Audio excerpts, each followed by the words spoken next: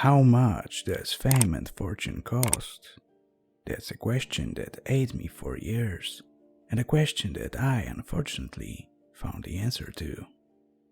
Now, modest wealth and even minor fame alone are much less costly. You can achieve that from commitment and hard work to something that can be revenue generating. The commitment required is too extreme that it could probably be characterized as an obsession. This can be anything from creating a successful tech startup to making hundreds of YouTube videos of supercars and purple Lamborghinis.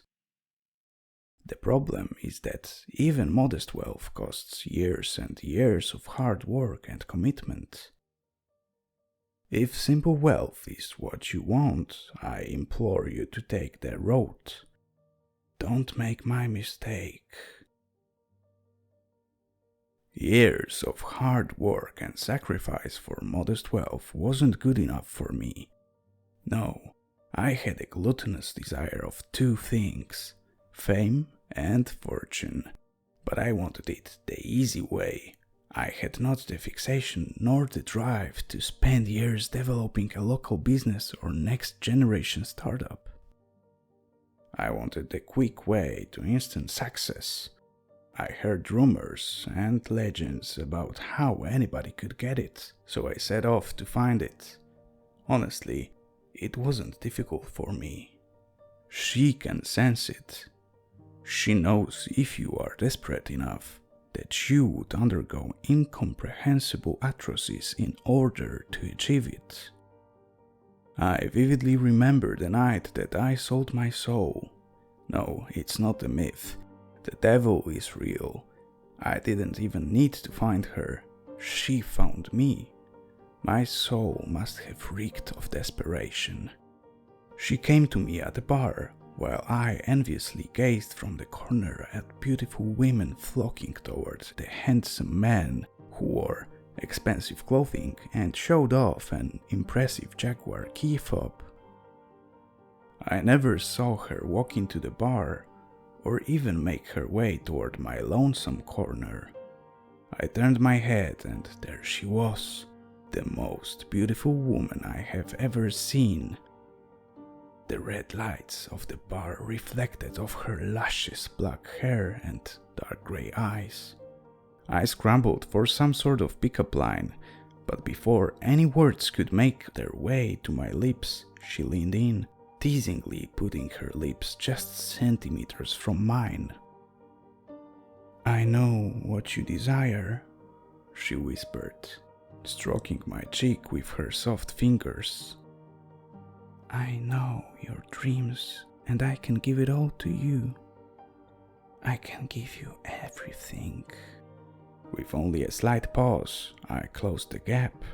As soon as our lips touched, the bar and people around me faded away in black smoke to be replaced with a new setting. I found myself sitting in a dark movie theater. The dark red seats were empty, other than myself, and the beautiful woman was sitting next to me. I pulled away from the woman, scared and confused at what had just happened to me. I thought that maybe someone had spiked my beer with some sort of hallucinogenic drug. "Sit down and watch," the beautiful woman said. The lights dimmed and the screen came to life. As the woman had told me to do, I sat down and watched. On the big screen played videos of me, but a very different me. Instead of staring at the broken TV in my studio apartment, I was living my wildest dreams. I was beautiful, I was rich, and I was famous. The video showed me driving cars far more expensive than the average house, living in an expensive mansion, and walking down the red carpet with two beautiful models by my side. People screamed in joy as I walked down the aisle, shoving papers toward me, begging for an autograph. The video cut off and changed entirely. Now it showed the real, unkempt me living my disparaging life. The video showed me getting rejected by every girl I had the guts to approach. I saw myself with slumped shoulders, waiting tables for snobs that I hated and taking long draws from my metal flask in a trashy bathroom. Finally, it showed me utterly alone in my ugly apartment. The only social interactions coming from the cheap prostitutes I could barely afford. I started crying pathetically in that theater, watching the ugly truth of my life filled with self-destructive thoughts and behavior. I looked over at the beautiful woman who stared at me intently, seemingly enjoying my despair. "Who are you?" I asked, after brushing away my tears in embarrassment. "Oh, but you already know who I am. And you already know what I can do for you," she responded with a cold smile. She was right. We both knew who she was. She was the devil herself. Before this moment, I wasn't sure if she was real, but I desperately wanted the opportunity to make my deal. She had found me. She didn't even have to ask. We both knew that I would do anything to live that reality. The movie theater disappeared in another wave of black smoke, and I now sat in a black room with multiple video cameras pointed to the center of the room. With very few words, she explained to me what I would have to do in order to obtain that reality of fame and fortune that I so desperately craved. The reality that she promised she could give me. I accepted her offer with haste, without even thinking it over. What I did next was the most heinous and awful thing that any human could ever do.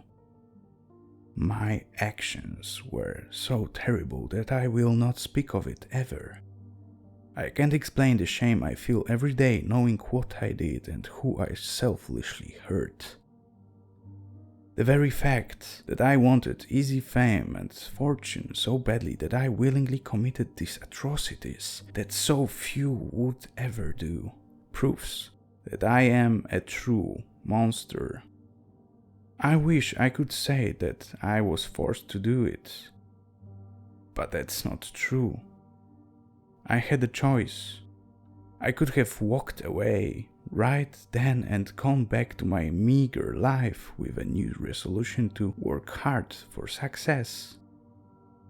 I should have chosen that course of action, but I didn't.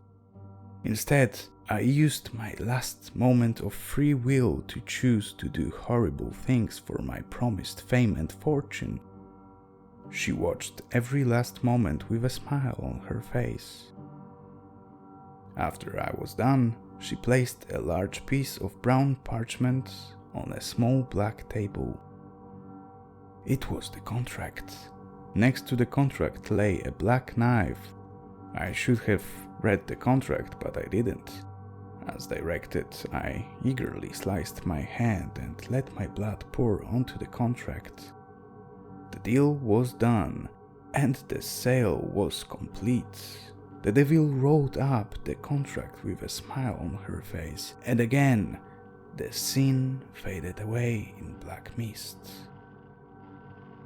I woke the next morning thinking that I simply had a vivid and wild dream. With a disappointed sigh, I got out of bed and walked to my bathroom. After splashing some water on my face, I looked up at the mirror to find that my body had changed. A smile crept onto my face. It really happened. I was more beautiful than I could have possibly dreamed. I was the version of myself that the devil had shown me in that movie theater.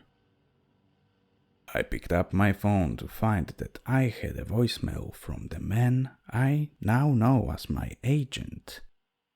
He told me that she had assigned him to me and that I had a confirmed appointment with my new recording studio the following day.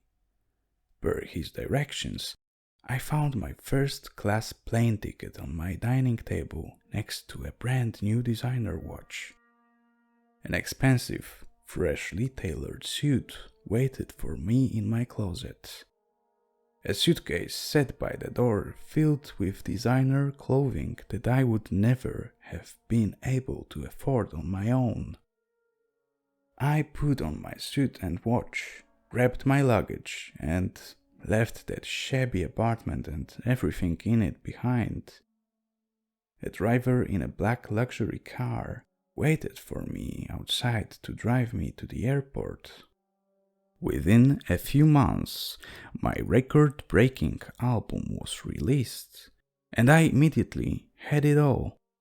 The beauty, the fame, the fortune, and the new talents that she had given me. I live in an exclusive gated mansion with tens of millions worth of cars in the garage. My financial accounts have 9 zeros, and I'm constantly surrounded by exclusive celebrities and beautiful women everywhere I go. Anytime I'm in the public, people anxiously await a simple handshake or autograph. If only they knew what these hands had done. It may seem like I have it all, however, there is one thing that I lost and will never have again. I no longer have my free will. I am forced to do everything and anything that I am told. I wear what I am told to wear. I sing what I am told to sing. I say what I am told to say. I go where I am told to go. And I do what I'm told to do. Hell, I even tweet what I'm told to tweet. Like so many before me, I am just the devil's puppet of influence. The worst part is, those horrible actions that I did weren't a one-time thing. As I said, I should have read the contract. Once a year, I am forced to do it again. But this time I no longer have a choice. I tried to refuse once, but she owns my soul. With a simple snap of her fingers, I was instantly overcome with a pain worse than you could possibly imagine. As I begged for her to make it stop. "Try that one more time," she warned, "and I will rip your soul to pieces." So back to our question. How much does fame and fortune cost? Everything.